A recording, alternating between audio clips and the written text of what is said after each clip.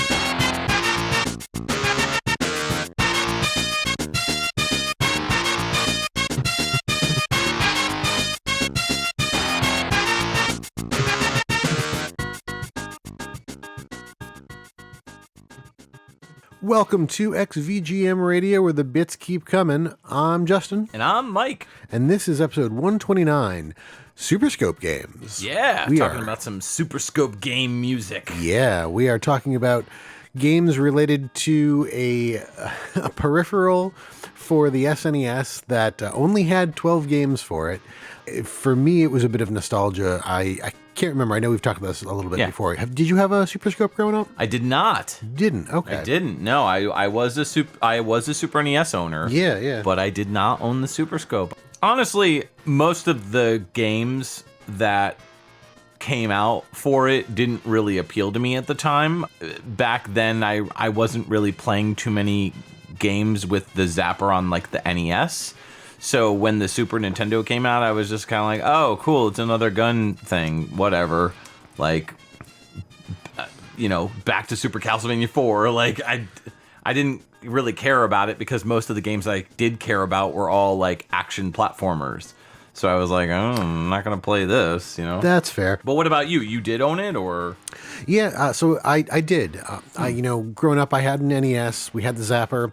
I was never really big on the Zapper. Like, we had, Super Mario and Duck Hunt, and I enjoyed Duck Hunt. I played Hogan's Alley. I played a couple other games. I know whenever we would, rent games, on a weekend when we had nothing to do, and it was like, hey, we're going to rent some movies and you can get some games and stuff. I tried different Zapper games, and I don't know, I was never really impressed by them, probably because I was often inclined to just go up to the TV with a Zapper and not really aiming. I was just kind of cheating by being up against the screen. So you were a cheater? Yeah. Ah, gotcha. And then the Super Scope, I don't know what it was about it, but it was just, it was a different peripheral. It was wireless, quote unquote, because, there was the sensor that you put on top of your TV, and then, the actual peripheral was, you were sitting wherever you want, and it looked like a bazooka. Yeah. And I was like, oh, that's so cool. And I don't know if it was like a Christmas present or a birthday present or what it was, but, someone in my family at some point got it for me. I mean, not when it came out. I'm trying to think when it was, and I really couldn't tell you. Somewhere in the early 90s. Yeah, it came out in 92, and there are 12 games that came out for it, only released between 92 and 94. Yep, yeah, that's right. Yeah, so... Yeah, it takes 6 AA batteries to use as well. So, I mean, getting some long time playing of the Super Scope was not really something that you were doing. Well, how long do those six batteries last? That's a good question. Okay, I didn't know if it was right there, but I feel like I didn't have to change the batteries on my Super Scope all that often. I mean, not that I was playing it nonstop, day in, day out, but I had 4 hours of continuous gameplay. Okay, that's not bad. I mean, that's not terrible. That's probably about how long I might play for. Yeah. Or even like half that, depending on, the day of the week and whatever else. So, yeah. More than likely, I was changing batteries every so often. I just don't remember it, but yeah. What games did you own for it? I know. So I had the Super Scope 6 because that came with the Super Scope. Came with it. I had Yoshi Safari. I had Tinstar. And I might have had one or two others, but I really don't remember them. Those are the games that I remember the most because I played a lot of Yoshi Safari. I also played a lot of Tinstar, but I didn't know that Tinstar could use the Super Scope until later. Like I had both of them for years before I knew that you could actually do that. And I just got really good at playing Tinstar with the controller. I picked up the Super Scope shortly after on my previous podcast, Pixel Tunes Radio, we did episodes on Battle Clash and Metal Combat. And beforehand, Ed and I got together and we played some Super Scope games, primarily those two. And I was like blown away at how good both of those games were. And so right after that, I was like, I have to get a Super Scope. And I bought one, I think on eBay in the box. I don't remember what I paid. It was under 50, I'd say. Maybe under 100. I don't remember. But I got the games also complete in box. Battle Clash and Metal Combat.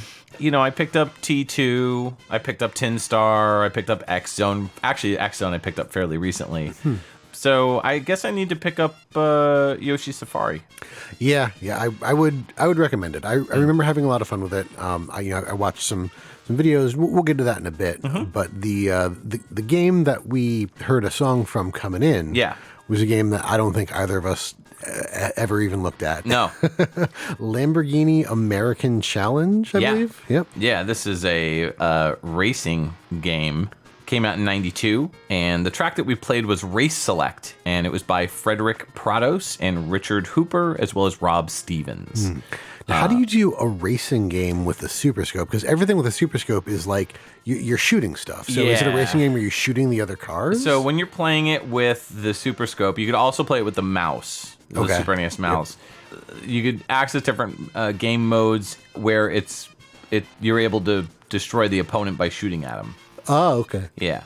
So it is that. But are you also controlling the car with the controller, or is it on rails? It's so weird to me to have a Super Scope game that is a Lamborghini racing game. That's a good question. I couldn't find any footage of it where where it was somebody playing with the Super Scope when you were watching them play. So fair enough. Yeah, probably wasn't super common, but it is one of the games that's one of the other things about some of these games is like Tinstar and Lamborghini American Challenge.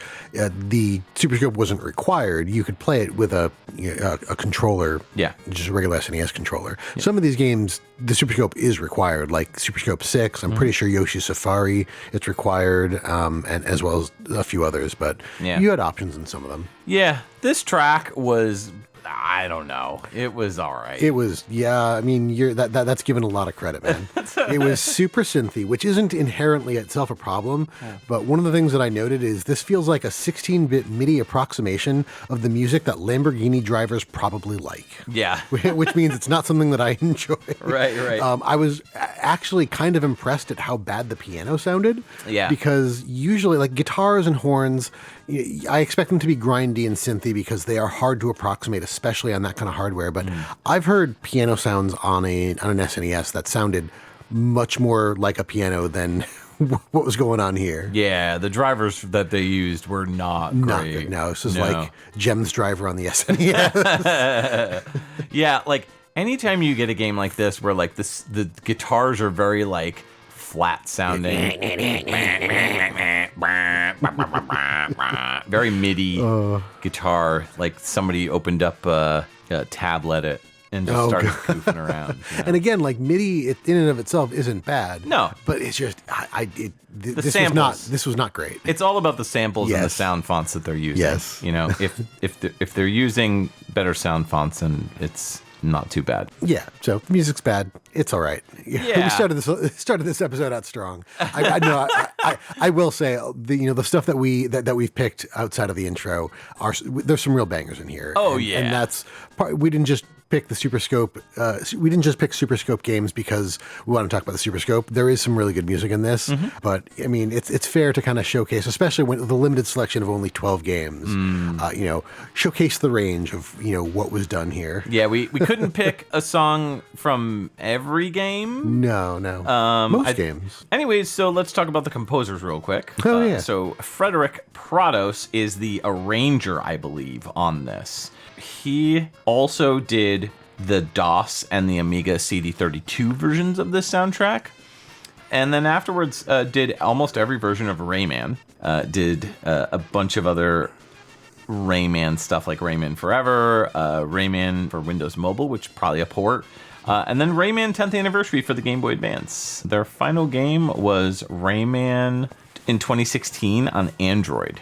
Yeah, so it's a port of, I believe, the Jaguar version or something. I don't know, but yeah, so that's them. Richard Hooper. Doesn't have a lot. Nope, just game design, credited for game design on this one for the Super NES version. However, they did the original DOS music. Yes. As well as the Super Nintendo, Amiga, and Atari ST. And Rob Stevens. He's listed as tech engineer. Yeah, he's got a little bit more to his name in terms of just overall credits. Yeah. Audio-wise, though, pretty much just Blues Brothers Jukebox Adventure on Super Nintendo. This game, The Brainies in '94 on the Super NES, and Prehistoric Man. Okay. Yeah, and he's credited for sound effects, SFX programming, music. It's kind of all over the place. Yeah. Man of many talents. Yes. Anyways, let's get to your first pick. Yeah, so we're starting off with what I already said was my favorite of the Super Scope games. It's going to Yoshi Safari. This came out in 1993 on the SNES. The track is called Hot Chocolate Cave, and it was composed by Yoshiki Nishimura, Miyuki Uemura, and Yasushi Tokunaga, all of which are uncredited.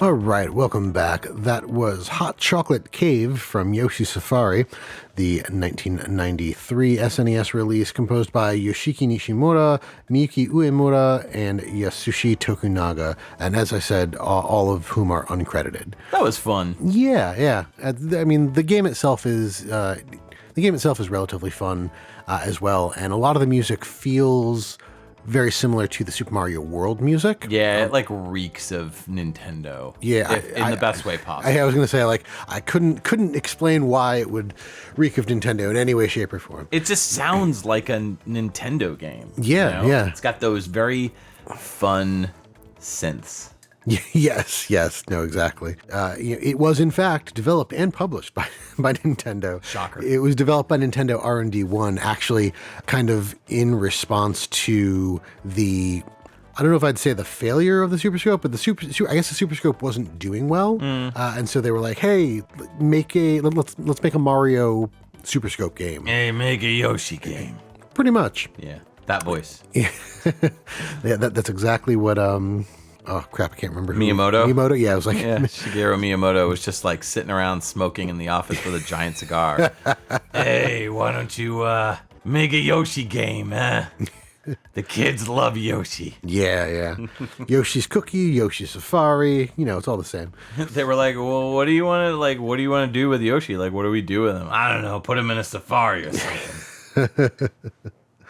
Yeah, actually, thinking about it, I never understood why they called it Yoshi's Safari, because it wasn't really a safari. I guess in so much as the Six Flags safaris and the safaris that you could go on at where you're driving through, so it's you're like on rails, because that's what this is. Okay. I feel like most Super Scope games are either they're on rails in some way, shape, or form. Yeah. Even the ones like the Battle Clash, it may not be traveling on rails, but you don't have to worry about moving left or right. Yeah. Right. Yeah, that's so, true. But yeah, it just an interesting way to do a Mario game with the Super Scope, because before this there wasn't. I mean, Mario was just a side-scrolling platformer, and with this one, you are riding Yoshi. It's all first-person perspective for gameplay. Okay.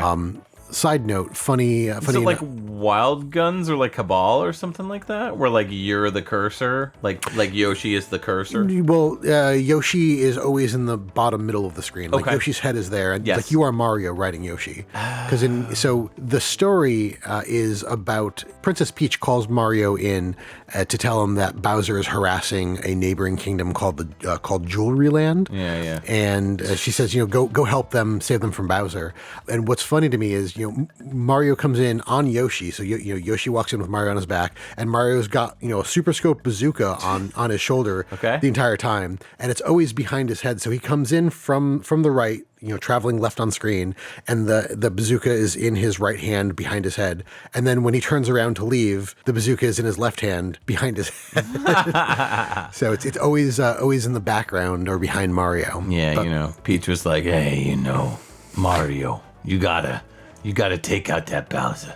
Yeah, pretty much. Yeah. Same voice. Yeah. She was voiced by Miyamoto. Actually. Yes, yeah. A few people know that. But yeah, so it's a very simple story of like, hey, Bowser's harassing these people, go save them from him. And, there's 12 levels, because you're at the end of each level, you're collecting a gem, and it's Bowser and the Koopalings.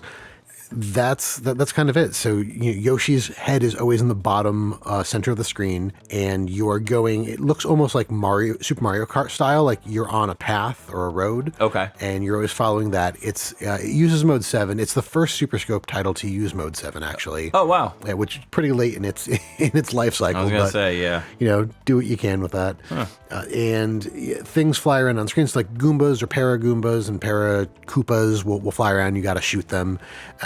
And Yoshi is just, moving forward, so you're on rails. And one of the other cool things about it is, there are different paths you can take, and there's always a gate. Like there's a gate covering one path versus another, and you can shoot the gate to make it switch sides to choose which path to go down. But you have to do it quickly, because Yoshi doesn't stop moving. He doesn't come to the fork and then wait for you. So you have to see the gate and shoot it, and then you go a different path, which is kind of neat. From what I understand, this kind of had something like the reason why it didn't do well is because of Mortal Kombat. Oh, the Mortal Kombat debacle, the whole Joe Lieberman and all the other stuff, and the violence. Right. We talked about this a bit on the Lethal Enforcers episode we did not too long ago. And then, Nintendo, I think also because Nintendo had decided to disallow the blood graphics on the SNES.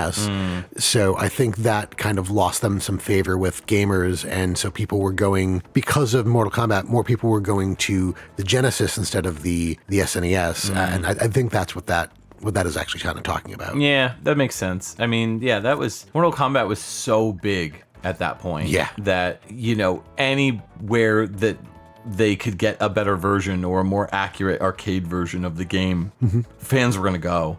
And so since Sega offered that, it makes a lot of sense. That was like one of the few years that I think Sega was actually beating Nintendo in sales. And I think what really kind of turned it around was Mortal Kombat, because then they offered Blood in the follow-up. Nintendo was like, we're getting creamed. Yeah.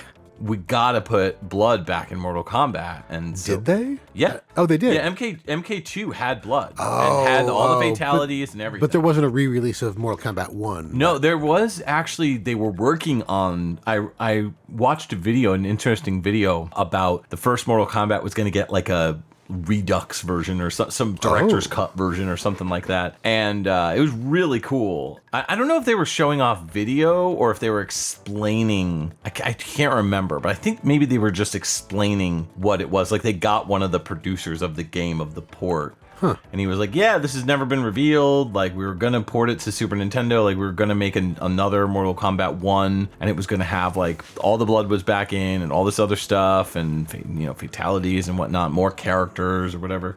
So, pretty cool. Neat. Yeah. Anywho. Yeah. So, Yoshi Safari didn't do well, and this was right around the time, I mean, there were not many more games that came out for the Super Scope after Yoshi Safari. That was pretty much just Tinstar, Operation Thunderbolt, Lemmings 2, which only used it as a secret Easter egg. Yes, you could shoot certain lemmings to like blow them up. Yep, and that's it.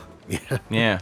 So it's a shame because, you know, as the system went on, they made like better games, better graphics, better music, etc. And so we never really got a really, really amazing Super Scope game. Like, there are good games for the Super Scope, but nothing like a Super Metroid. Right. You know, caliber, or like, you know, a Star Fox caliber. You know, there's just like a handful of games that are like really good, but not amazing. Yeah. You know? No, it is unfortunate because, like I said, it's one of the light gun peripherals that I really enjoyed as a kid. Yeah. Like I liked I also liked the way that they did this stuff, like with the sensor. It's not really a sensor, but with the what's it called? With the infrared thing on top of the TV.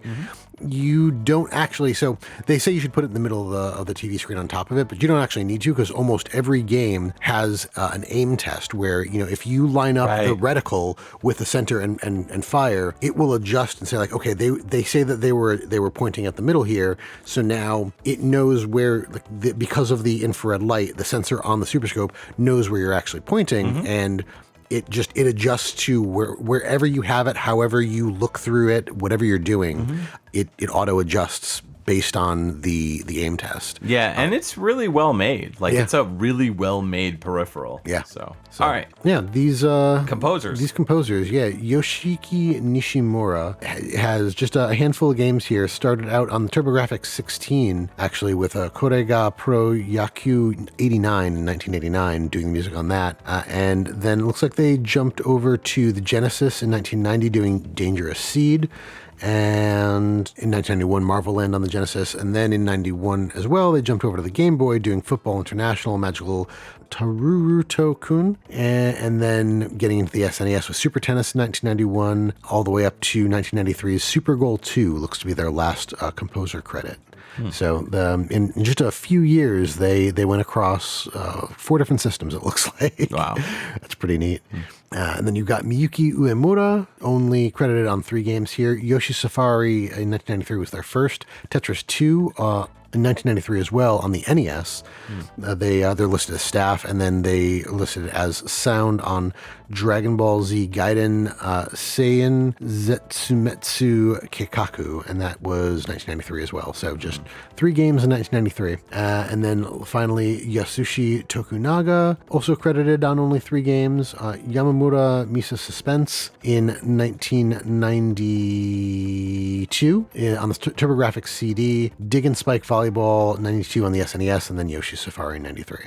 Nice. Yeah. Cool. All right, what do you got up for us? All right, so my first pick is going to be from the game that I was talking about earlier, Battle Clash. Yeah. We're going to be playing my favorite track from the game. It's called Garum. This is from the Super NES 1992 release by Yuka Tsujioko.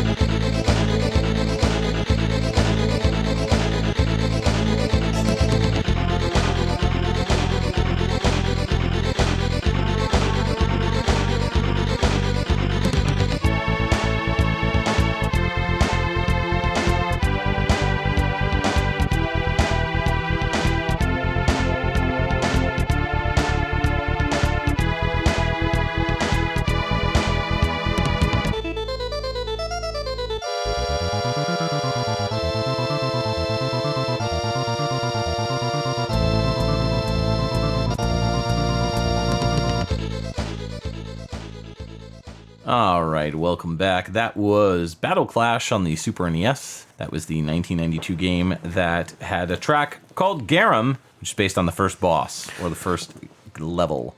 And it's by Yuka Tsujioka. Yeah, garum. I've only ever heard the word, I guess it can also be a name, but I've only ever heard that in terms of garam masala, the Indian spice used in a lot of curries. Interesting. The word garam is actually Hindi for warm. Okay, then. You learn something every day. All I know about that. But yeah, I mean, having just, played through a little bit of this and played this level a little while ago with you, I saw what you had picked previous to coming here, and then realized as we were sitting down, I'm like, oh, this is actually the track from the first guy that you fight. Yep. So in this game, you are playing as somebody named Mike Anderson, who is using something called an ST, or standing tank. Basically, it's a mech. Mech, yeah. You're trying to go up against the end boss, which is somebody named Anubis, I guess. Each level is a different boss fight. That's really it in the game. But they all have different mechanics in terms of how you're supposed to attack them. So you may have to use charge shots. You may have to just use machine gun blast. If you don't fire, then the gun automatically charges, and then you shoot when you press the button, and then it charges up again. So this game does not really teach you how to play it. No, as we found out, the sequel does. Yes. In fact, there is a tutorial which is great. But we both played the 2-player mode, which is you do the fight and then you pass it off and then the next person does the fight. And we both had virtually no problem with this fight, with the garum fight. And then the second fight just destroyed me because I didn't understand that you could, for one, charge it up, and then I'm not sure if in the sequel there's bombs, and then there's also the triple charge and whatnot. I don't know if any of that stuff existed, but there were unblockable shots that were coming towards us that I didn't realize that there supposedly is a way to actually stop them. So I think you have to stop them with the charge shot. With the charge shot, right? Yeah. So it was just weird that they present this game to you and they don't teach you how to play it, and then in the sequel they're just here's a tutorial on all the things that are actually here. A pretty in-depth tutorial too, which is very rare back in the day to get. Generally you didn't play a game and they taught you how to play. Yeah. You had to, back in the day, you had to figure that stuff out for yourself. So this was kind of trailblazing in a way. But this track was really cool. Not going to call it a Castlevania track, but there was definitely some Baroque elements throughout this entire piece. You got me. The obvious Baroque elements with that. I just pictured a harpsichord. Yes. And then they layer it with the additional octave. Man, I love that. And then you get this really haunting synth that kind of floats in. Did you hear that? Oh, I thought you were talking about the stabs. No, yeah. Kind of settles in, and I don't know, it gives it a bit of an uneasy feeling. Yeah, I'm sure that's the entire purpose of it. But that was kind of going in and out throughout the entire track, and just kind of brings this level of, I don't think creepiness is quite the right word, but no, it's not. Uneasiness, I think, like you said, I think that's probably the best descriptor. Yeah, I mean, being a minor tone song, it naturally comes across as kind of creepy, which is just what I love. So I was really, really digging this track. It's always been my favorite on this soundtrack, and it's gonna be tough to beat, but we'll see. Yeah, it's a really good game. I was just blown away at how good Battle Clash is, and it was just so much fun to the point where I was like, I need to own this, and I just went out and bought it, and it's great. It's a great playthrough. It gets pretty difficult, the game, but I will say that was the first time I played 2-player mode, was with you today. Oh yeah. And I did not like the fact that I didn't get to play when you and I played through the first stage, and it's time based in the sense that whatever time you get, if you die on the next stage, which you did, you went up again and you died on the second stage. I won because I was faster in the stage in the one. First stage. Yeah, I was like, that's kind of dumb. Which I agree, because I was just I finished that first stage. I took a little bit longer, but I had more health left over. Yes. Than you did. So you did, I was just I assumed that I would have gotten the better score on that, but it was nope.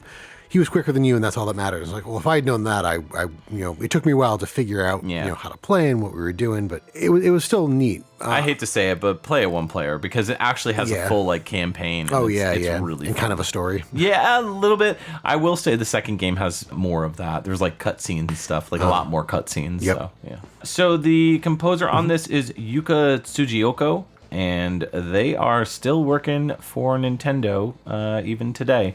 Their first game was Fire Emblem Shadow Dragon and the Blade of Light back on the Famicom in 1990. And then they did Fire Emblem Gaiden and then Battle Clash. And they also did the sequel as the chief sound composer for Mortal Kombat Falcon's Revenge. And they've basically been just cranking out tunes for Nintendo, primarily as the Fire Emblem composer, doing sound supervisory at this point. Sound supervisory? Is that a word? Yeah, I think so. Yeah, sure. Let's go with that. So they did stuff like Fire Emblem Heroes, Fire Emblem Fates, Conquest, and Birthright. They, of course, did music for Smash Brothers for the Wii U, as well as Smash Brothers Ultimate. Their latest game is Fire Emblem Shadows, which came out this year on the iPhone. So nice. That's it. They were sound supervisor on that one. So yeah, they've done some arrangement and composition over the years as well, but primarily they've just been, kind of shifting over to sound supervisor. Cool. Yeah, and that's it. All right. Well, it looks like we're getting a call on the request line. Cool. Janine, you want to go ahead and send that on over? All right. XVGM Radio, who is this, and what could we do for you? Yeah, this is Arnold Schwarzenegger. Arnold? Oh, the Governor. How you doing? I really like your show. I'm a big fan. Oh, thank you. That's great to hear. I'm a fan as well. Is there something you were calling in for? You're a fan of your own show? That's weird. No, I'm a fan of you, sir. Oh, right. Yes. You're too kind. I guess you could do something for me. I don't know. I'd love to play a track for you. Is there something Super Scope related? What is a super scope? I don't know that I don't think he listened to the episode. No, I don't know that we have time to get into that. There's a Terminator 2 game for it, if that makes it any easier. I would say that is perfect. Let's do that. Yeah.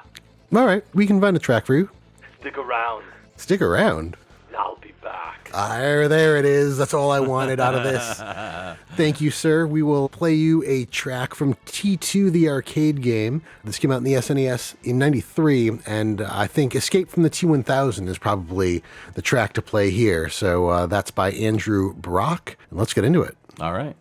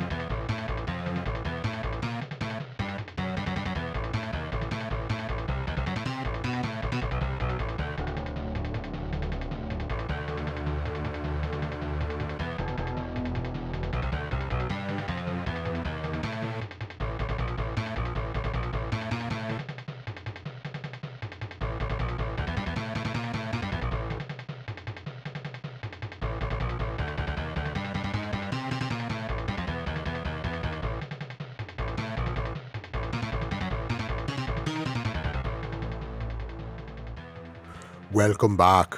That was, no, I don't really have a good Arnold impression. That was T2, the arcade game, as requested by the Governor himself, Arnold Schwarzenegger. That was released on the SNES in 1993. Escape from the T-1000 was the name of the track, and Andrew Brock was the composer. And yeah, not super excited about the music that they did in this game, but I will say the gameplay itself kind of makes up for it. Yeah. I think they just dealt with a lot of limitations trying to port the actual arcade game with, I mean, that was technically a light gun game too. It had the Uzis or the guns that were mounted to the cabinet that you were shooting. I mean, the arcade Very game, Lethal Enforcers-esque. Yeah, I remember enjoying the arcade game like in the arcades. That The actual gun. Yeah. It was. I mean, it was really difficult. It was a quarter eater like every other for arcade sure. game, but they actually did a fairly decent job porting it. Like, does it look as good as the arcade? No. Does it sound as good as the arcade? No. But considering the limitations of the SNES, they did a dang good job. Yeah, I can agree with that. I was gonna say for what music, because like when you're playing this You game, can't really hear the music. you can't hear the music. It's mostly just like the bullet sound effects. Yeah, you kind of hear the music behind all the. Yeah, that and the humans when you accidentally shoot them. No. Oh yeah. So, which really you shouldn't have been able to shoot the humans. Like that's just dumb. I don't know.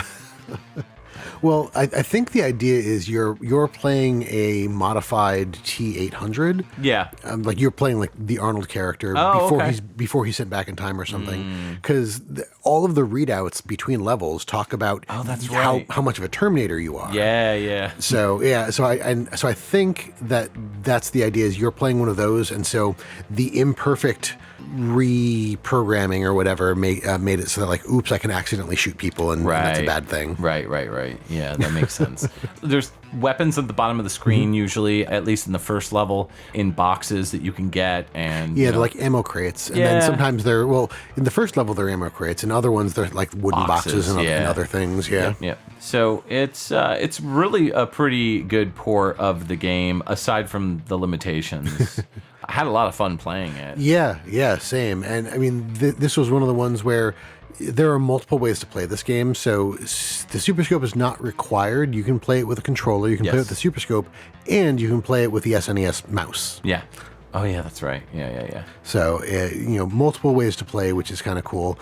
You offered to cause I plugged the controller in and we were playing 2-player, and you're like, oh, I've got the mouse if you want that. And I said, no, I'm kind of regretting that. I want to now know what it feels like what it's like to play with the mouse. If it's any easier or if it's still a pain in the butt. Right. Yeah. I mean, you'd have to move the mouse on that like gray mouse pad, the plastic mouse pad that they had, because I have the Mario Paint. So, well, it was a ball mouse, wasn't it? Yeah. So I mean, you could put it on almost any surface. Yeah, I guess. I mean, it probably wouldn't work on carpet, but no, absolutely not. You are correct there. Yeah. But I'm just thinking, the mice that we use today are not even optical. Like they went ball mouse, optical mouse. Now everything's a laser mouse.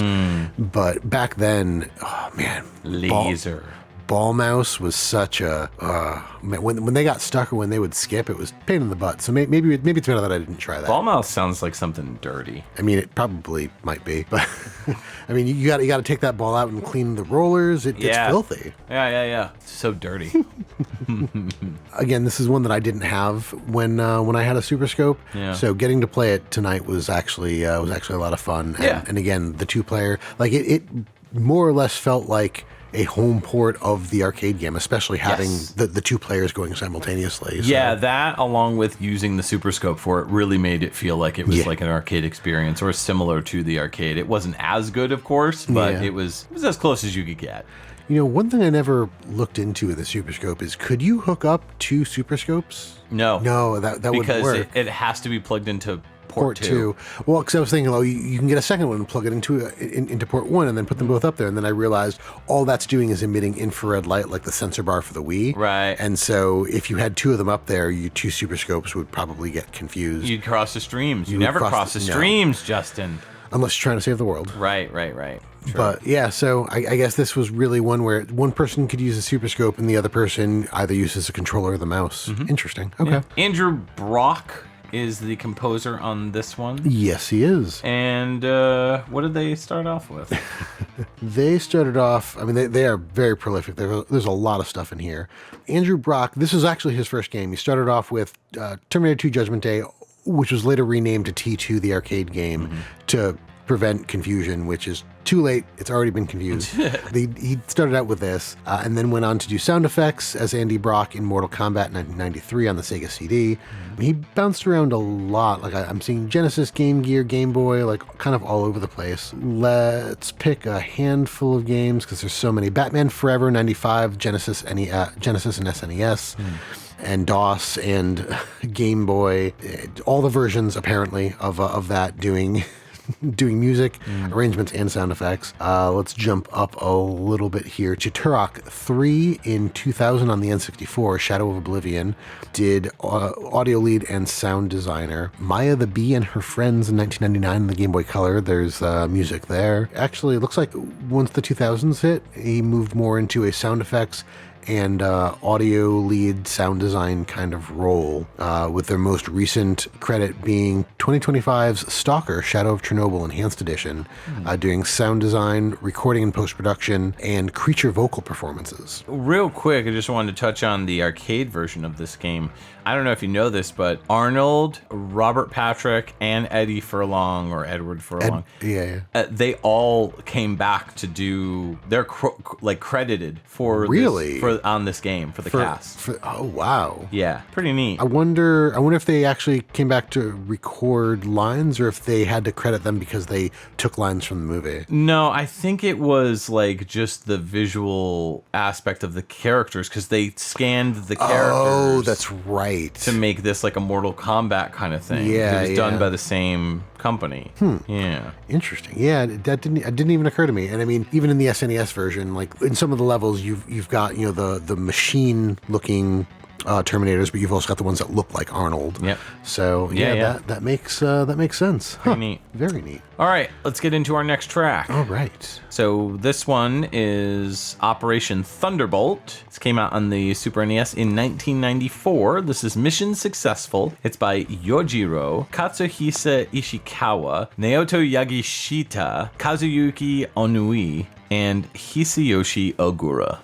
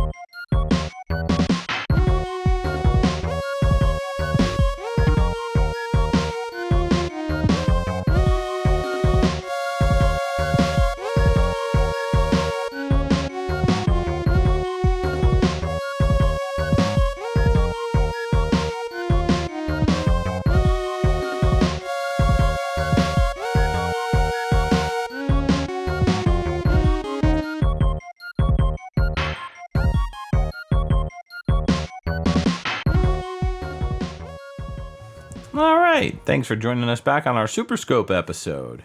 That was Operation Thunderbolt, which came out on the Super NES in 1994. That was Mission Successful, a very quick one. It's by Yojiro Katsuhisa Ishikawa, Naoto Yagishita, Kazuyuki Onui, and Hisayoshi Ogura. Yeah. What did you think of this one? This one was fairly simple. I like the kind of like the twinkly ARPs that are going on in the background. It reminds me of like, sci-fi computer sounds. So I'm imagining this is some kind of a sci-fi shooter game, because literally everything for the Super Scope has to be a shooter game in some way, shape, or form. Right. But I don't know much about this. This wasn't in the pile of games to play. So I enjoyed the track. It was very kind of minimalist, like I said. The twinkly synth was fun, and the melody was kind of slow paced and almost relaxed. Like this feels like it was probably a cutscene track, as definitely isn't like high energy, shoot everything and don't die kind of music. Yeah, I know this is Mission Successful, but it could also be like a training or like a, this is the mission troops. Sort of song. Like a briefing. Yeah, briefing, exactly. So that was the vibe that I got from this one.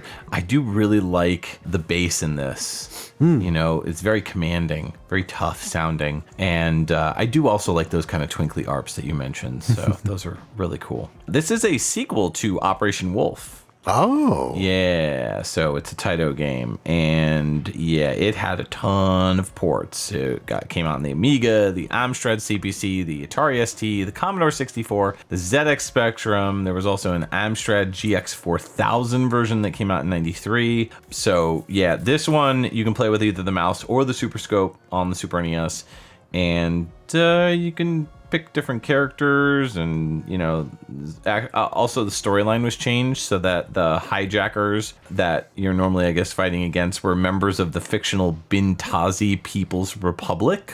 I guess trying to maybe stay away from anything having to do with the Gulf War. The story for the game is loosely based on the plot of the film of the same name. So, okay. And that one, it's the Entebbe raid. Yes. Yeah. So also codenamed Operation Thunderbolt. We didn't play this one today, but you know, I mean, I've played Operation Wolf, and I don't know what it is about Operation Wolf in the arcade, but it's always creeped me out. I think it's the sound when you're dying. Oh, You know, it's like this really like loud, piercing, like wah wah, kind of like, and the screen is like pulsating or whatever. It's just, I don't know. It was really unsettling. The first time I ever played it was like in a movie theater. They had an Operation Wolf, you know, cabinet, and I remember playing it and was just like mortified. I was just like really creeped out by like the dying aspect of the game. I don't know what it was, but. So I haven't played this one in arcade or on Super NES or anything like that, but I'll have to hunt this one down just so I can see it, you know, with the mouse or Super Scope. How about these 5 million composers? Yeah, so Yojiro I couldn't find any information on, but Katsuhisa Ishikawa has quite a bit of history with music in video games, starting off with Metal Black in 1991. They did games like Sonic Blast Man. They did the Ninja Warriors on the Sega CD, and which actually, technically, it's not on the Sega CD. It's on the Mega CD. It never came out in the US. Right. They did other stuff like the Super Nintendo port of Space Invaders, Fighter's Impact in the arcade, Darius Gaiden, Elevator Action 2, which is a great game we talked about. We did a whole episode on it. Yeah, so if you want to know more about that composer or that game, listen to that episode. Then Psychic Force Puzzle Tyson for the PlayStation, Psychic Force 2012, which was a really cool Dreamcast fighter. I guess it also came out in the PS1, which I didn't realize until just now. Half-Life 2 Survivor, they did the arcade music for that, or the sound effects rather. Argear is the latest game that they've come out with for sound direction, and that was 2025 on the Nintendo Switch. Okay. Yeah, so they're still working in the video game scene today. Naoto Yagishita started off with the Super Speed Race Junior game, which came out in the arcades in 1985. So long-time sound person. They did Kiki Kai Kai, also known as Pocky and Rocky, the arcade game. The Ninja Warriors arcade game. You know, just a Zentada composer for the most part. Galactic Storm, Dead Connection, Arabian Magic, which was a really cool game as well. Bust a Move in 94 on the arcade. Their latest game is the Fairyland Story, which came out in 2003 on the Doja. Oh, Doja Cat, yeah. Doja Cat, yeah. Doja Cat had her own system called the Doja, apparently. Kazuyuki Onoi, they also have quite a bit of credits, but they started off with Rastan on the Master System in 1988, and then worked on all different stuff. Kadash, the arcade version, Rainbow Islands, Thunder Fox in 1990, Darius Twin in 91 on the Super Nintendo, and then they started doing stuff for Redbook Audio, stuff on the Sega CD, Ninja Warriors, as well as TurboGrafx CD. They did 2 different games on that before heading over to the PlayStation with the port of Night Striker.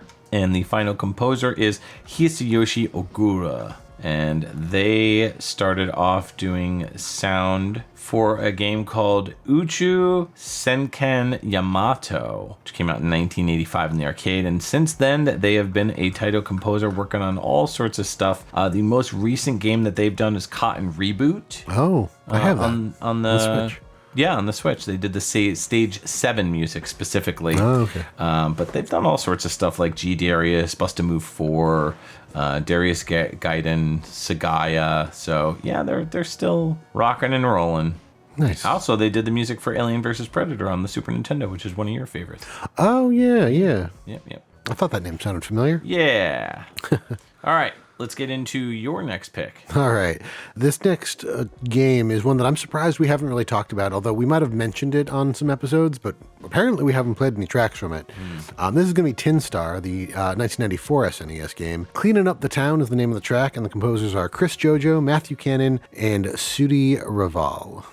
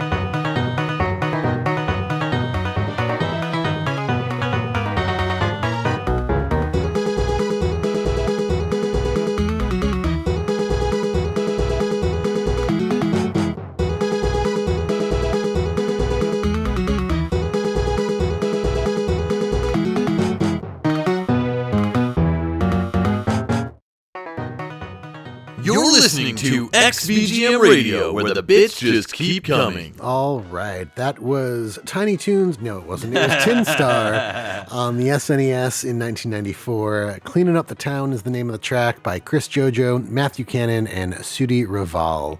So funny. I like we were playing the game and this song came on and I was like, it sounds like Tiny Toons theme.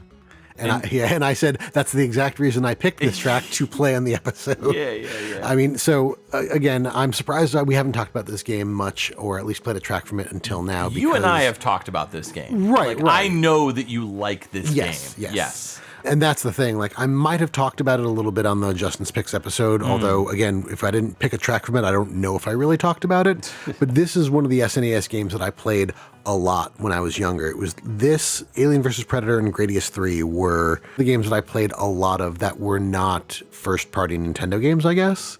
And this one, like I mentioned earlier, I didn't know that you could use the Super Scope on this game for most of the time that I owned it. Oh, so you were playing with the controller? I was playing with the controller, and like I got really good at playing this game with the controller, but that literally just requires you to memorize where everything comes in from and like what's going on and what's going to happen. Yep. I did eventually beat this game. Was it worth the time? I don't remember. I don't remember if I guess not. Yeah. It's a very silly game, though, and that's one of the reasons that I like it. It's very, almost somewhat surrealist. Like, it's very much a cartoony Wild West with robots game, and that's literally the best description I could give of it. You are playing a character. The titular Tinstar is the sheriff. He also calls himself the new head of sanitation because he's going to clean up this town. And you've come to this Wild West town. You're a robot. Everybody in this game is robots. Even the cows are robots. And you're trying to get rid of all of these awful bad guy robots that have taken over this town or that keep coming in to cause trouble.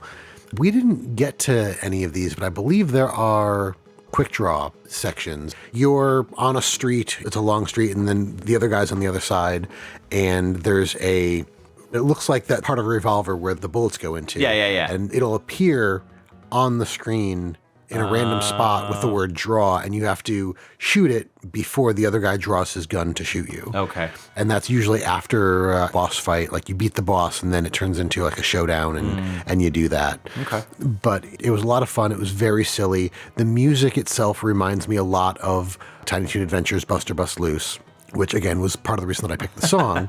The rest of the music in this game, I remember being very fun, and it's very well Wild West themed. I mean, for obvious reasons, but it's just for MIDI music coming out of an SNES.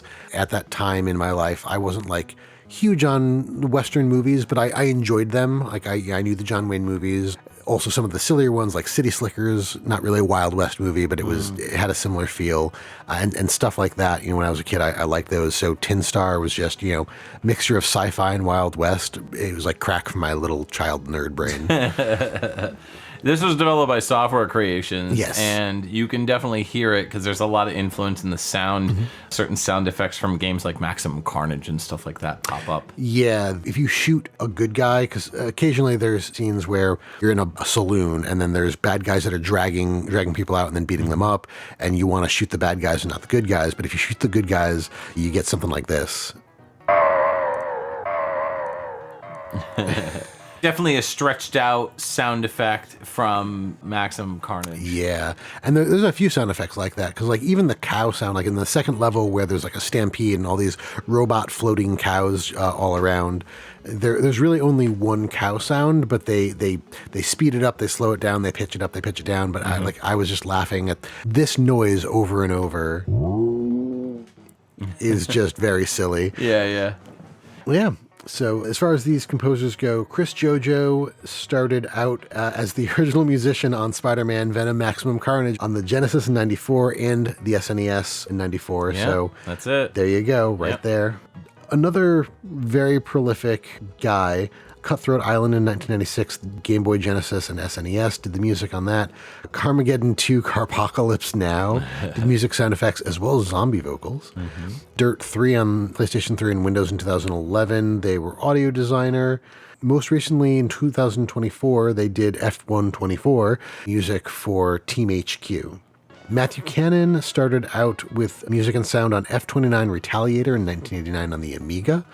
Again, another one fairly prolific, but just to the mid-90s. So Operation Thunderbolt in 1990 on the ZX Spectrum, they did music. RoboCop 2 in 1990 on the Amstrad CPC, they did music and sound effects. Hook in 1992 on the NES, they are listed for sound. Their last game was Striker 95 in 1995. They did the musical score and sound effects on that. And then finally, Sudi Raval. Definitely talked about yes. Sudi Raval before. Yep. Yeah, their first game was this, Tinstar in 94 on the SNES. Mario Artist Paint Studio in 1999 on the N64, they did music. Looney Tunes Back in Action on the GameCube and PS2. Animaniacs. Again, all three of these guys, fairly prolific. Sudi's most recent credit is for an audio manager in the Lego Movie 2 video game in 2019. Their last music credit was for Lego City Undercover in 2017. Nice. All right, well, it looks like we're getting a phone call on our Patreon hotline. So, Janine, can you go ahead and forward that over so we can take a call from one of our lovely patrons? XVGM Radio, who is this and what can we play for you? Find it for the voices from the box. Hello? What? Hey, who's there? What's up? Thank you for calling VGMPorium. How'd you get this number? You called us. Is this RayjKayj? I did. I did. Yeah, you're the one. The voices from the box asked for the Super Scope special order. Yeah, I'm right here for you somewhere. I had it. I put it someplace. It's just this place is, piling up around. I hadn't had a chance to clean it up. RayjKayj, you okay over there? Once a year, maybe. Yeah, it's around here somewhere. Yeah, Super Scope. Found it for you. It's what you asked. Super Scope, you didn't say which one. Oh, I found the only one I know I have is X-Zone. That's the one. X-Zone, yes. X-Zone invades the base, but nobody's invading this base. No, I've had it locked up tight for quite a while now. Everything's so messed up and piled up, nobody can get through anyway. So that's it. X-Zone, invade the base. There's your special order, sirs, from the box. Hope you enjoy. Thank you for calling VGMPorium. Have a good day. All right. Okay. RayjKayj, when you get a chance, get some sleep. Yeah. But in the meantime... You sounded frazzled. Yeah. Yeah. But I think we can help you fulfill this order, as it were. Absolutely. Yeah, so this track that we're going to play is from X-Zone, as RayjKayj said. Super NES, 1992 is the year release. Invade the Base is the name of the song, and it's by S. Yamaguchi.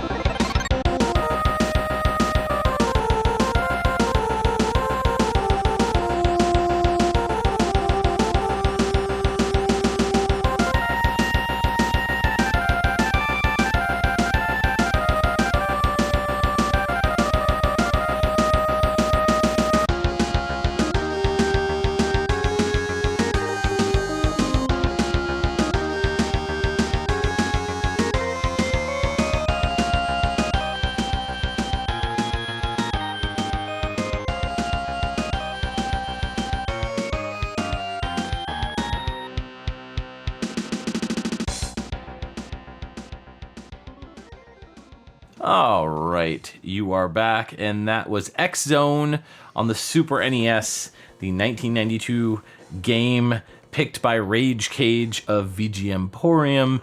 That was Invade the Base by S. Yamaguchi, and thanks once again to the very frazzled RayjKayj for sending us that track.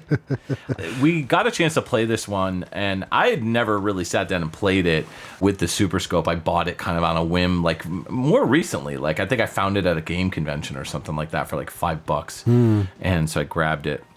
And it's very difficult as compared to some of the other games, even like Battle Clash. Was this the one that? This is the one that there were bombs that kept popping up on the screen. The yellow things? Yeah. Yeah. This was one that, like, when I was younger and was really into the Super Scope and the games that I had for it, I probably really would have loved this game. Yeah. And not to say that I didn't enjoy it this time, but there was so much going on, and I was just like, I want to shoot everything on screen, but you really have to focus on shooting down the missiles that are heading towards you, and then if you have a moment, shooting the other things on the screen. But there was just so much happening all at once that I was very overwhelmed and just like, I want to shoot all the things, but I can't shoot all the things. Yeah, this felt very much like a precursor to Metal Combat and Battle Clash. Like it felt like a much weaker, kind of more bland version of those, not as much characters and, interesting like aspects of the game. But it did still feel less like a boss fight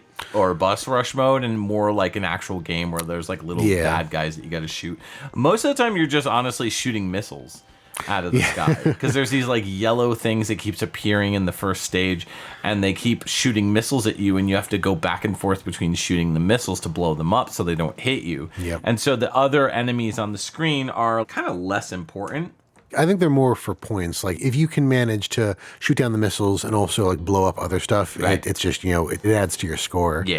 But yeah, I kind of agree. I would say like what I enjoyed about Battle Clash was like it's just like a one-on-one fight, but this game, there was more game to it. Like the Battle Clash kind of felt like, what did I call it? Oops, all boss mode. It's a little unfair because it's more involved than that. Like there's strategy to the mechs that you're fighting and stuff. But whereas this is more like a classic on rails light gun game where there's stuff going on. You got to shoot everything down. But it was pretty cool. I would like to spend more time with it to really kind of, examine it further. But from the small amount that we played today, I thought it was good, but I thought it was very difficult. Yes, it definitely was difficult. Yeah. Musically speaking, this is pretty good. I feel like there was like no low end in this track. Like I was listening to it. I was like, where's the bass? Did they do like a Metallica and Justice for All and just like not record the bass or turn the bass way down? But it was there. It was just very subtle. I also felt like the music on this, compared to some of the other tracks that we've played, felt more like what I expect SNES music to sound like. There was more kind of going on there, and it didn't just get kind of lost underneath all of the sound effects. There's also like the orchestral stabs that they were using in the beginning, which is kind of what drew me in. It was just like, oh, hey, there's more here than just like, a bass line and some melody that's going to get lost underneath gunfire and whatnot.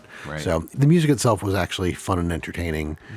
Compared to some of the stuff that we have, like the Tinstar track was definitely felt like a fully fleshed piece of music, but that was also came later. That was 1994, so that was towards the end of the Super Scope, versus this was right in the beginning in 1992. So it just makes me say, Lamborghini, what's your issue?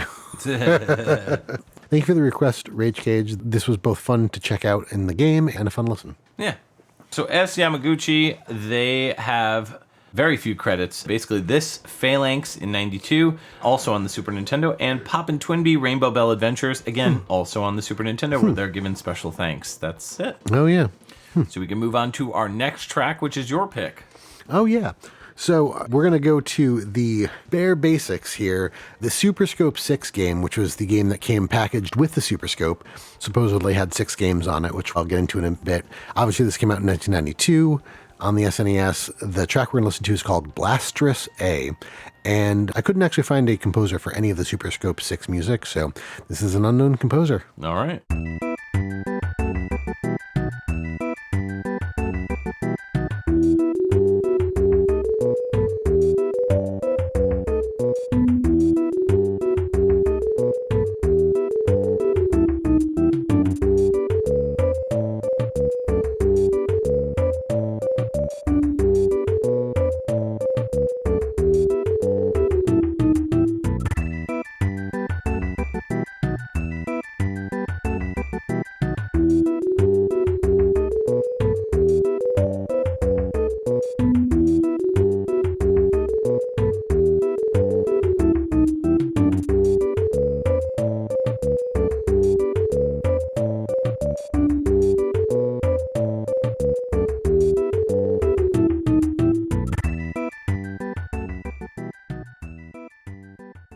All right, that was Blastress A from Super Scope 6, the 1992 SNES game that came packaged with the peripheral.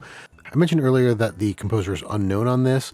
I will say that Wikipedia lists Ryoji Yoshitomi, Yumiko Kanki, and Hajime Hirasawa, and that's despite the fact that there don't appear to be credits in the game, so it may be just one of those if you know type things, or I'm really not sure, but just kind of throwing that out there because I think you'd said Hajime Hirasawa actually worked on Star Fox. Yep. So just, worth noting. Don't know much past that because, again, if there's no credits in the game, it's hard to actually provide credit for any of that. Yeah, we didn't spend too much time with this one, truth be told, mostly for time constraints, but I thought it was all right. I mean, it's nothing too earth-shattering. It's more like concepts of what the Super Scope was capable of.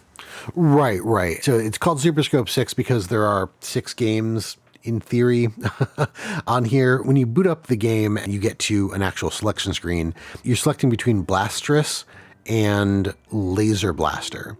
And inside each of those games, there are like different modifications. Technically, I feel like there's more than 6 versions of ways to play, but it's really strange. I'm used to, when you say the 6 games, like there are 6 distinct individual games. And I mean, even Blastress, there's Blastress A, Blastress B, and then Mole Patrol. Laser Blaster has Type A Intercept, Type B Engage, and Type C Confront. So it's really 2 games. Right. And then 3 variations on them. Right. And we played a little bit of Laser Blaster, Type B Engage. So it felt like Top Gun on the NES, where you're just flying and there's stuff coming in, and then you're shooting at the stuff that comes in and trying to shoot down any missiles that come towards you. Sure. Didn't try Confront, didn't try Intercept. I'm sure they're very similar.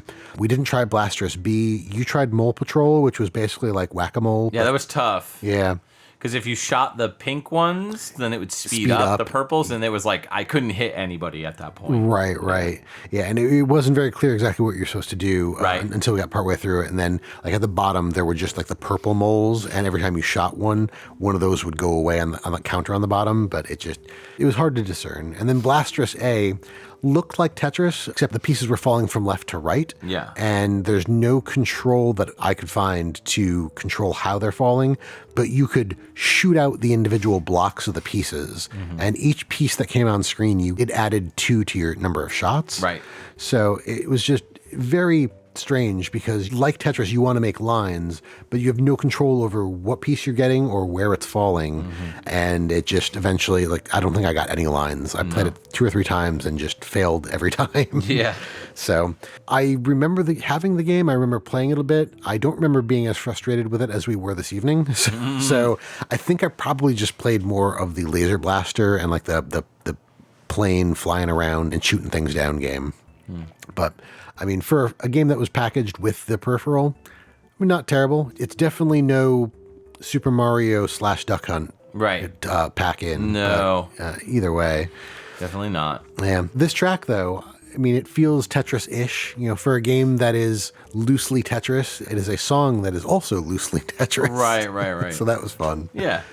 Overall, pretty chill. Yeah. I didn't have much to say about this one. Yeah, no, very, very basic. Not really a whole lot else to talk about other than composers. But again, because there are no credits, it's really hard to nail it down. So Wikipedia lists Ryoji Yoshitomi, Yumiko Kanki, and Hajime Hirasawa. We're not going to go into them because I don't have any actual credit listings for this. So we will zip right on into our next track.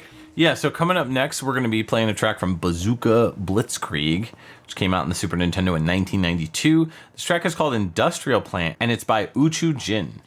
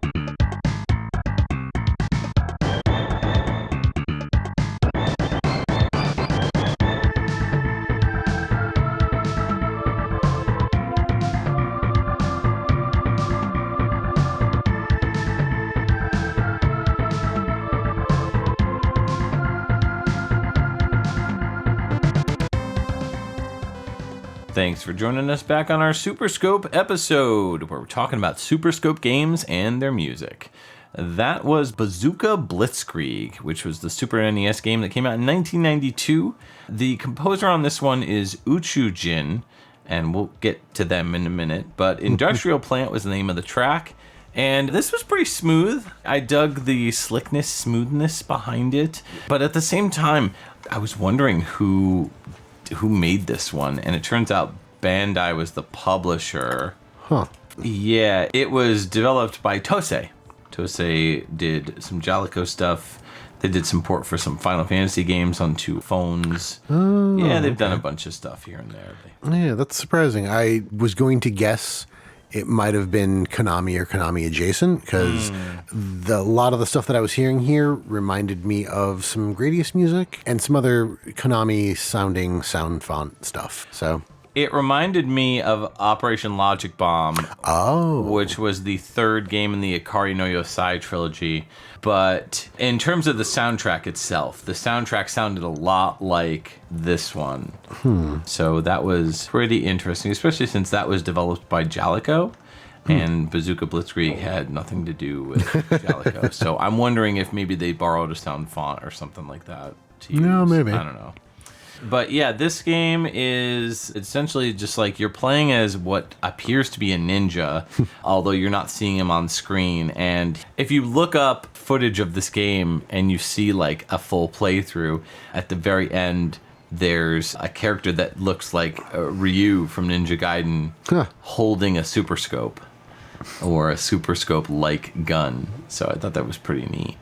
But yeah, it's like a futuristic cyborg setting where you're fighting cyborgs and different bosses, flying warships. I will say it's cool that the future is like bright. Like in the 2000s, there was like a lot of people who were just like, oh, let's make it a dark game. So let's put dudes in it that like, let's make it all dark. You know, like literally the entire thing is just like dark. Right, hard to see. Right. And Bazooka Blitzkrieg is not that. There is moments in the game where you were just going through and, you know, the sun is out, the clouds are nice and blue, it looks gorgeous.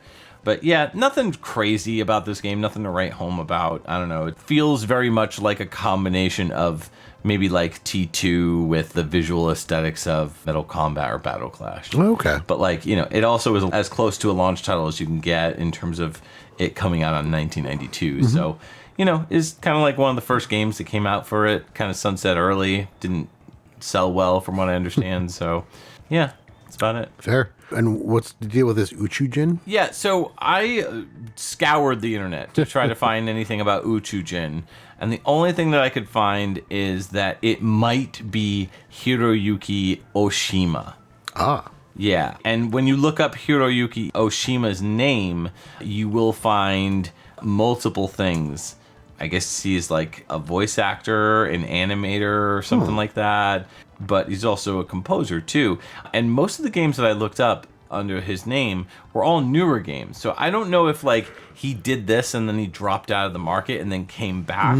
But like there's nothing that I could find other than that Uchujin tagline to avoid headhunting. So Right. that's all I got for that one. So Fair enough. yeah. So I guess we'll move on to your next pick. Yeah. Actually, so your my last pick. Yeah. Yeah. So this is going to actually be the sequel to Battle Clash. This is Metal Combat Falcon's Revenge. Came out in 1993, and the track is called Rolla is Being Naive. The composer on this is also Yuka Tsujioka.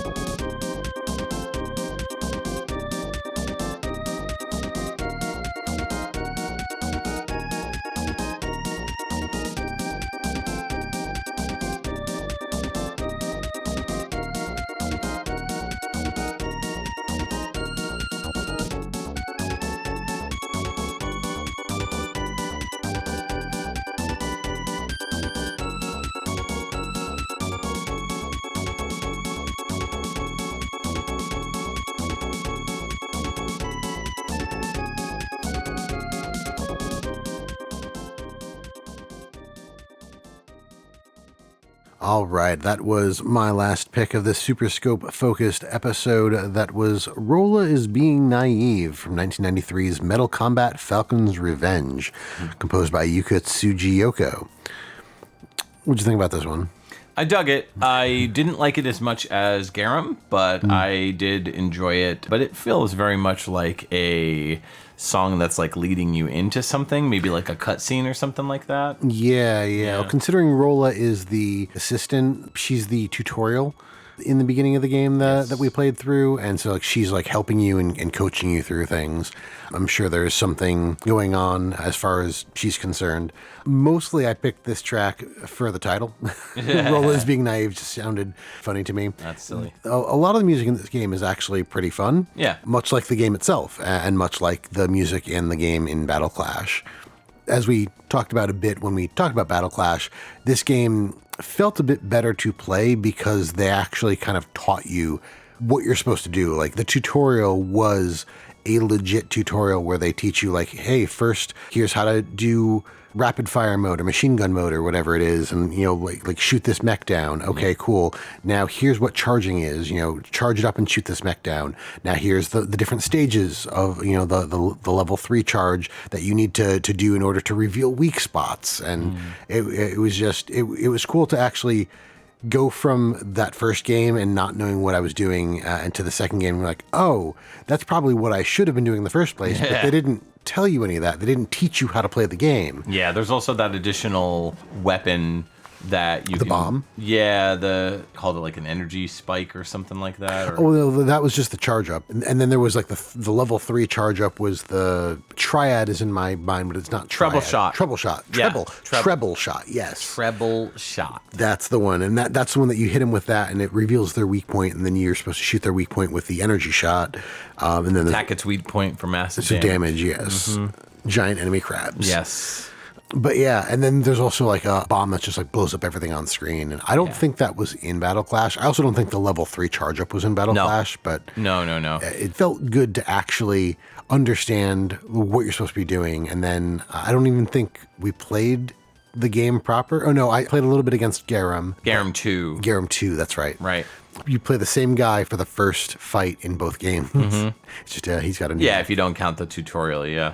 Right. So in this one, you're playing as Mike Anderson once again, and Anubis previously got defeated by Mike Anderson, and now Anubis returned to resume his bad guyness. And there's also, in addition to him, there's an alien race called the Eltorians that are trying to conquer Earth, so you gotta go after them as well.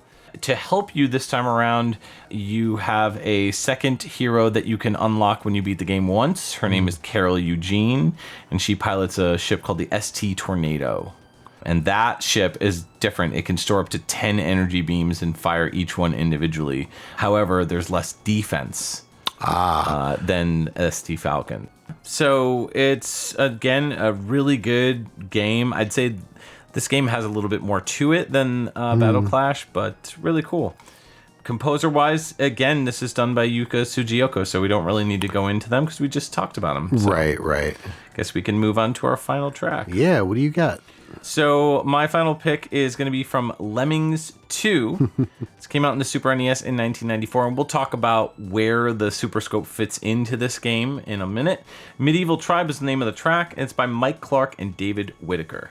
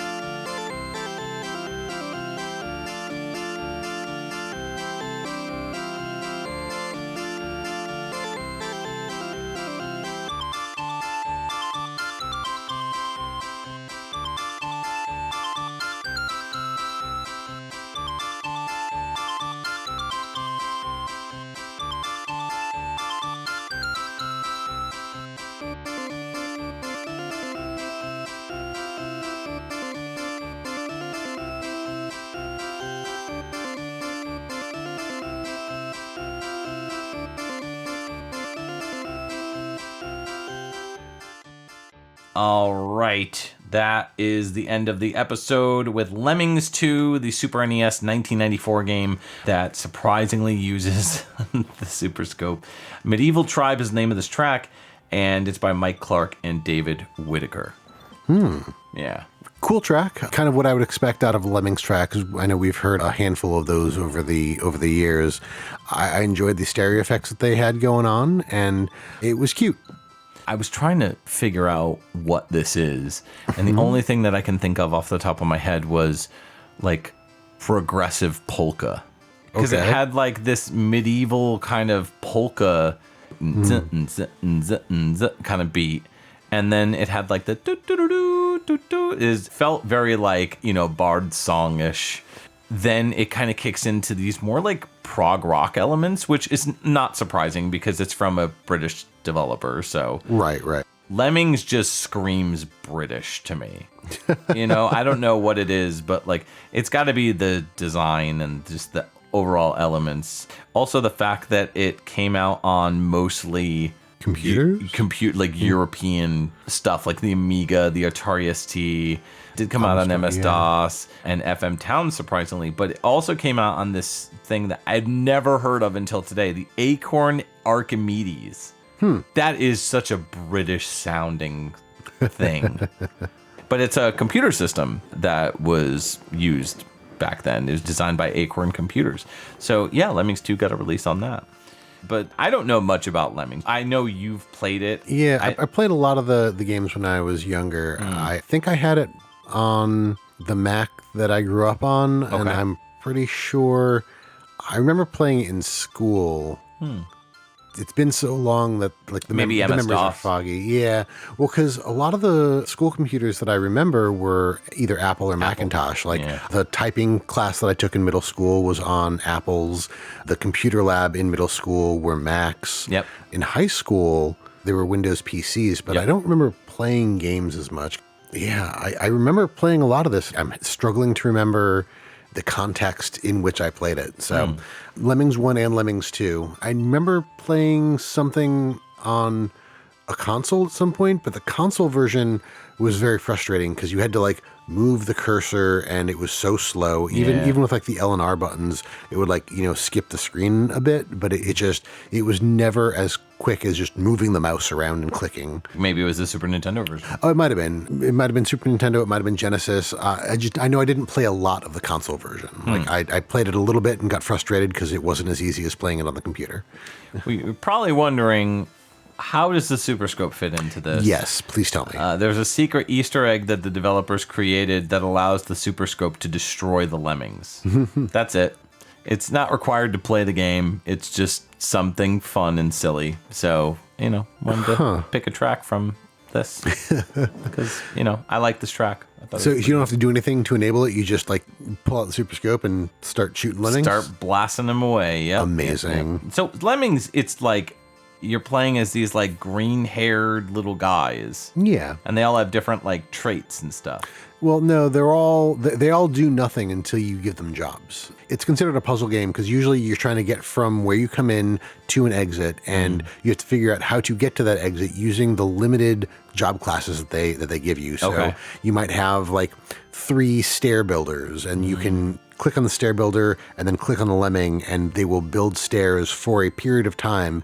And then like after they've done so many stairs, they will stop, and you either have to let them go or you can assign them to be stair builders again to continue the stairs if it's not high enough. Okay. Same thing with like there's an umbrella. If they're going to fall off a cliff, they will fall to their deaths if they don't have some way to land. So you usually you'll have so many of these umbrellas that you can give to them, and then they will fall with an umbrella. There's also blockers. They literally just stand there and prevent anybody from getting past them, which once you set a blocker, the only way to stop them from being a blocker is to kill them. So if break out that Super Scope. Yeah. So the composers on this, we'll start off with the first one, which is Mike Clark. He started off with Donald's Alphabet Chase. And yes, it is a Donald Duck game. Came out on the Amiga. Did Last Ninja 2 right after that. Bill's Tomato Game, which is pretty fun. Good soundtrack that got converted by, I think, Matt Furniss onto the Genesis. Then further down the road, Bram Stoker's Dracula for the Sega CD, Wiz and Liz on the Amiga. Did a lot of like Amiga stuff, Amiga CD32 with games like Brian the Lion starring in Rumble in the Jungle. But their latest game is Dino Deanie's Kickoff Revival, which is a soccer game. Yeah. David Whittaker is the other composer on this one. They have quite a lot of stuff, so we won't do too much. Give me 3. Yeah, like started off with Star Wars in 1984 on the Commodore 64. Wow, okay. Then did a bunch of stuff, and then Max Headroom, which apparently had a game, which I didn't know about, in 1986 on the Commodore 64, ZX Spectrum, Amstrad CPC, and their latest game. They were head of audio for Lego Marvel Superheroes, which came out in 2021 on the Nintendo Switch. Wow, okay. So, yeah, they mostly switched over to being like head audio, lead right. audio engineer, etc. So, yeah. That is pretty much it for our Super Scope episode. All right. Yeah. So now's the time of our episode where we pick our favorite tracks. This is going to be tough. What do you think, Justin? There were a handful of good ones in here and a couple of stinkers, but I mean, I really like the Tinstar track that I picked. The RayjKayj's X Zone is fantastic. That one was good too. Yeah. The Bazooka Blitzkrieg one wasn't bad as well. I did enjoy that, but I mean, the Tinstar track just kind of stands on top of everything else for me because it's a silly track. It's a silly game, and you just love your Tiny Toons. I do. Yeah.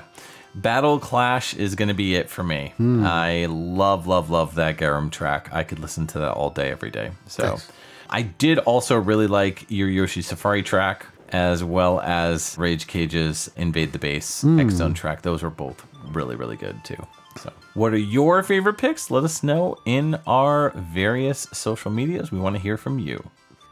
So, we'd like to take a moment to thank our Patreon patrons, without whom this show's continued improvement would be impossible. They are Cam Worma, RayjKayj, Reptile, Scott McElhone, Claire Myers, Brad Austin, Chris Murray, Red Hua, Nick Davis, Ryan McPherson, and Kitty Sparks. If you would like to become a patron, you can sign up at patreon.com/XVGM Radio. There you can see the different tiers as well. Just $1 gets you a thank you and access to our monthly live shows. You can visit our website, xvgmradio.com, where you can listen to all the episodes and learn more about your hosts, as well as any of our guests or composers that we've had on the show. If you'd like to reach out to us, you can always email us at xvgmradio@gmail.com. If you like what you've heard, please consider giving us a review on iTunes. You can join our Facebook group and chat with other VGM lovers at www.facebook.com/groups/XVGM Radio, where we talk about everything from current game news to sharing awesome VGM tracks or just talking about the podcast itself. You can also find us on Twitter and Instagram. Our handle on both those sites is at XVGM Radio. If you don't have any other social media or just want to try something unique, check us out on our Discord group chat. Links in the show notes. That's going to close out the year of 2025. We do have a live episode, and that was on the PlayStation 1. Sony developed PS1 games. Sony developed games, yep. Yes. So we did talk about the music for those. After that, we're going to roll into January, and then XVGM Radio 2.0 is headed your way. If you didn't hear the announcement, go back and listen to the previous episode. But long story short, we are going to have four co-hosts on this show going forward. It's going to be myself and Justin, as well as Ed Wilson from Pixel Tunes Radio and VG Embassy, and also Nico Tengoku, who is, of course, our normal third host.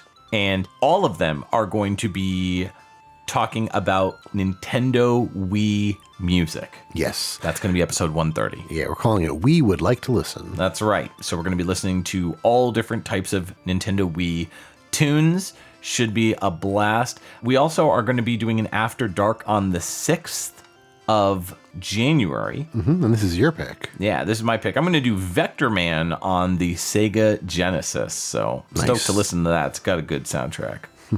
Really excited for the beginning of the new year and the beginning of XVGM Radio 2.0, I guess you could say. And then after that, we'll have a rotating cast of co-hosts joining myself. So Ed will kick it off in February, then Nico in March, and then Justin will be back in April, and we'll continue that trend until the next year. Yeah. So, and likely we'll continue the January being all four of us, I think, because it seems like a good way to start off the year. Yeah, feels right. And so that it will be that in perpetuity. Yeah, good times. All right, well, this is Mike and Justin signing off for XVGM Radio.